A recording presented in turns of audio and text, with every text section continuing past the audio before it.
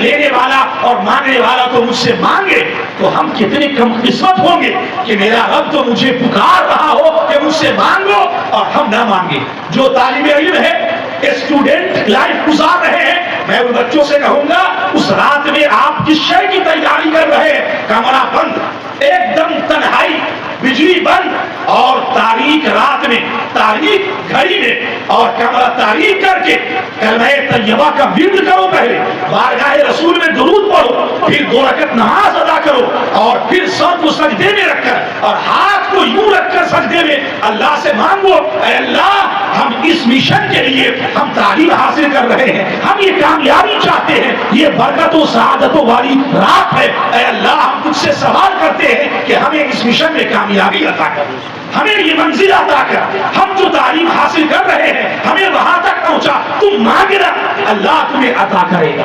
اور اگر اس دنیا میں تمہارے لیے خیر نہیں ہے تو اللہ تمہاری دعا کو ریزرو رکھے گا اور وقت آنے پر اس سے بہتر اللہ عطا فرمائے گا.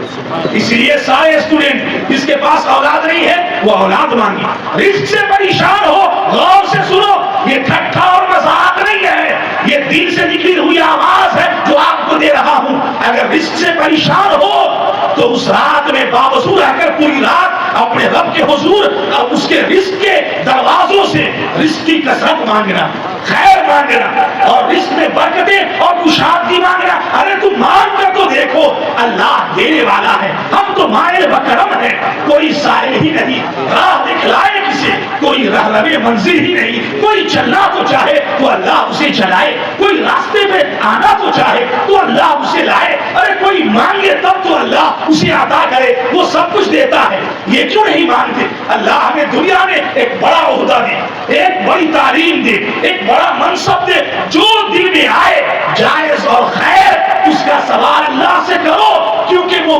بادشاہ ہے کہ سارے بادشاہوں کے خزانے میں کسی نہ کسی شے کی کمی ضرور ہے, لیکن اللہ وہ بادشاہ ہے, اس کا وہ خزانہ ہے کہ دنیا کی کسی شے کی کمی اس کے خزانے میں نہیں ہے. تم جو مانگو گے وہ عطا کرے گا. حدیث پاک کے اندر میرے رب نے ارشاد فرمایا سارے انسان اور جنات ایک میدان میں اکٹھے ہو جائیں اور اپنی اپنی خواہش اور آرزو کے مطابق مجھ سے سوال کرے, میں ہر ایک کی خواہش کو اس کی خواہش کے مطابق پورا کروں, اپنے خزانے سے دوں. تو اے میرے پیغمبر آپ اعلان کیجئے کہ تیرے رب کے خزانے میں اتنی بھی کمی نہیں آئے گی, جتنا سمندر میں سوئی ڈالو اور نکالو تو اس میں ایک قطرہ پانی کی کمی آ جائے, لیکن اللہ کے خزانے میں اتنی بھی کمی نہیں آ سکتی.